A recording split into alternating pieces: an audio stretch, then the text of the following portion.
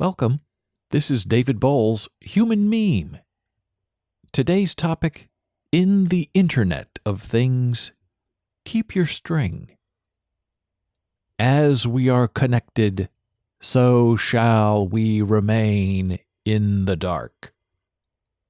I wrote that quote just now to try to express the depths of the abyss in which we are soon to find ourselves as we give over the realness of our lives to the unknown vulgarities of the virtual. The infamous uncanny valley, where the false passes as real, and the untouchable is unfeeling, and the honest are merely obtuse.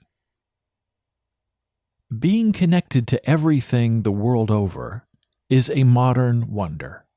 But it is also dangerous, because with interconnections comes exposure. And the way the internet operates, you're not always aware of what or who or when or why you are really connected to anything. We tend to be trusting by nature, but just a little bit of trust on the open internet is exactly what the bad actors are counting on as they scrape you and scrape your bank accounts and scrape your remaining goodwill from you, all to remove any semblance of privacy from the calculation of what used to be you online. It's too late to put protection back in the bottle. We're already out there, unaware and naked and nude and running around and waiting for the next strike. But if we can know how in trouble we really are, then we can begin to get a handle on the battle with the bad guys. Knowing you are going to get hit requires an expectation of the worst in people. And in that depression, we will start to find growth and safety. If you lost power, electricity, what would be the first thing you wish you had? A gun? A safe water supply? A battery backup? Some sort of generator? You're there in the dark, with no way out and no refrigeration or internet or phone. What's the first thing you should do in a big city? Where do you hide as the bad elements around you begin to take over the streets? You don't have enough ammunition to kill them all, and they know where you live and what you have because they watch you from the street and the window all day, and they note what deliveries you receive, and they quietly wait out their days and nights for the right time to strike.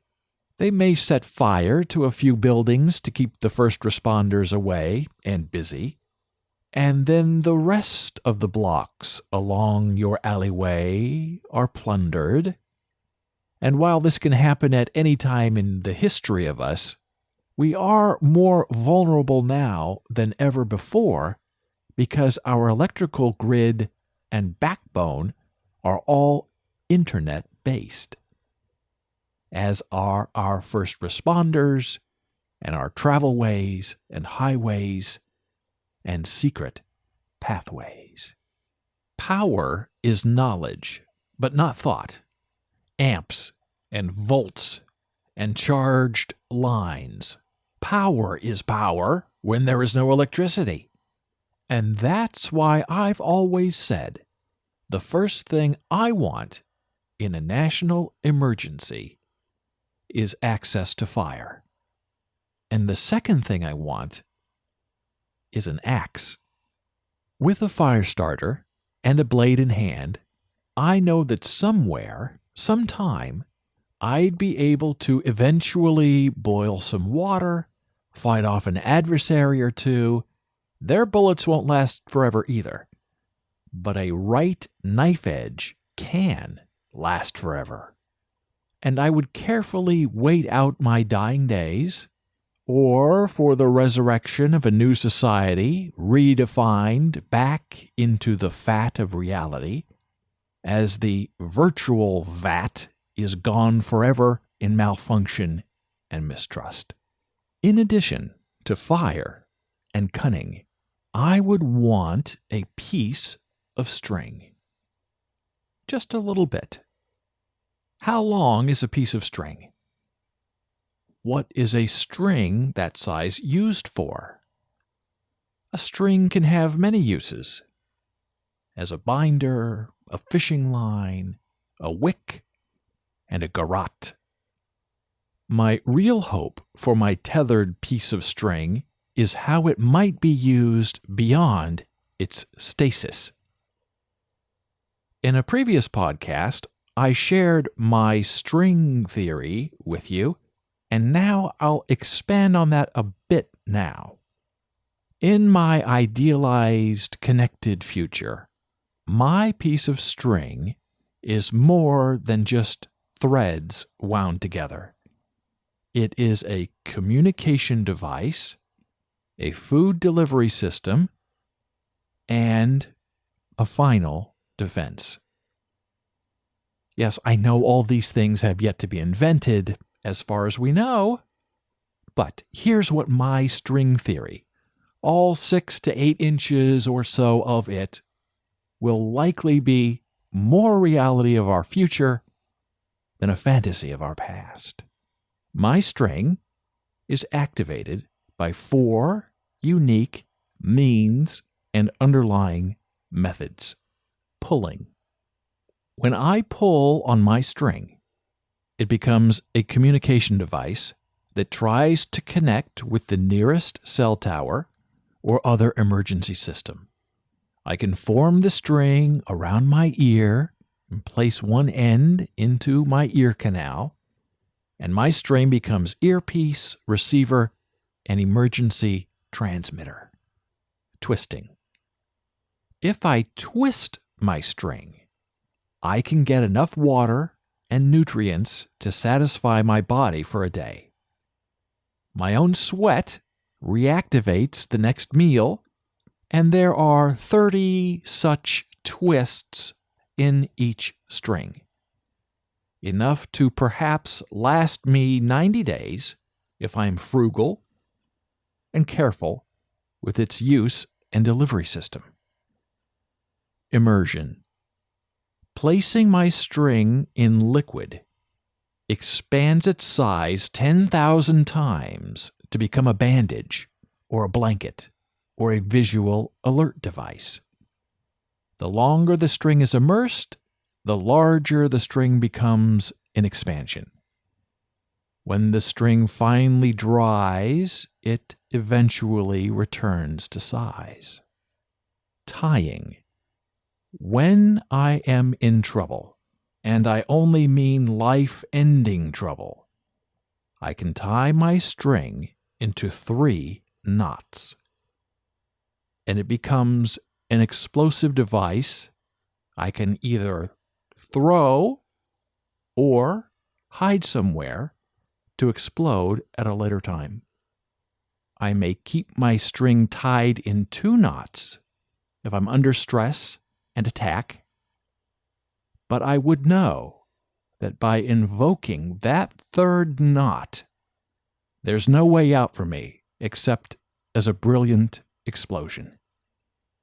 And if I don't make it, I will also know my evil-doer pursuers won't make it out either.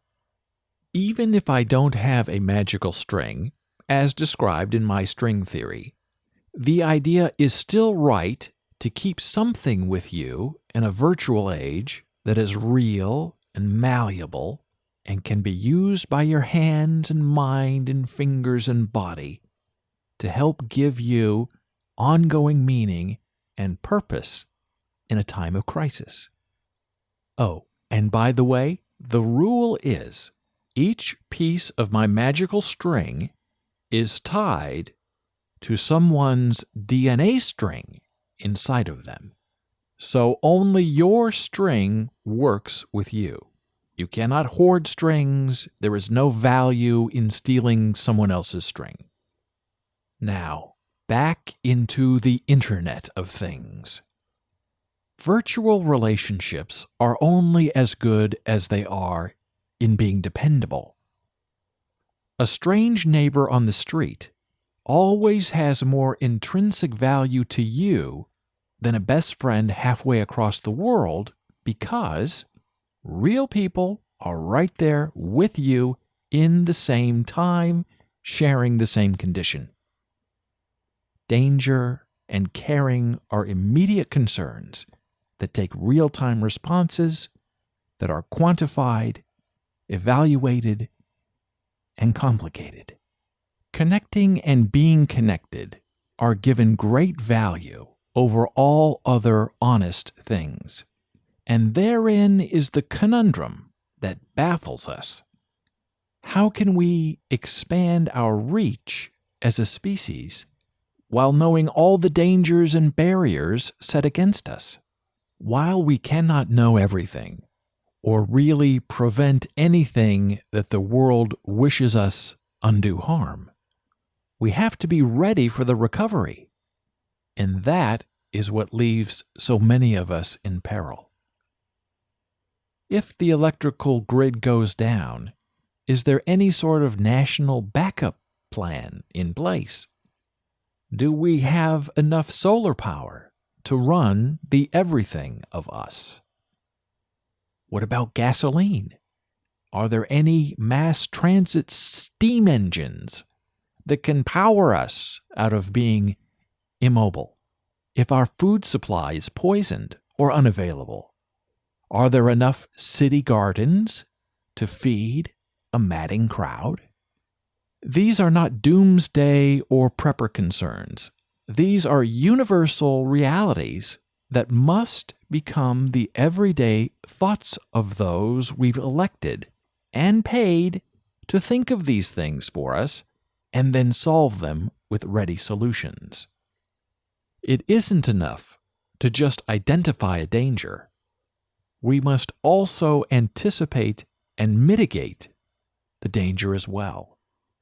And that isn't done through a strong military, or warships, or ammunition, or bombs. It's done with the dedicated planning of the people, together, in real time and not virtual time, where liking someone or liking something has much more relevance in the touch of a hand than in the click of a mouse. Thank you for listening. Be a human meme.